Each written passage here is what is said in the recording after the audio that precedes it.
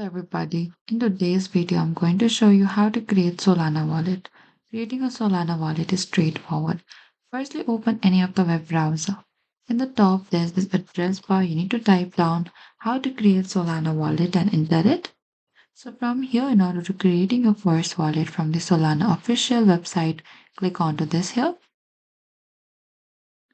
and scroll all the way to the bottom until you find this creating your first wallet here. So from here, you need to choose and install a wallet. You need to download a trusted Solana wallet and create a new wallet. Set up a wallet with a strong password, secure your seed phrase, write it down, never store it online, and verify and finish. Confirm your seed phrase and access your wallet. And that is it.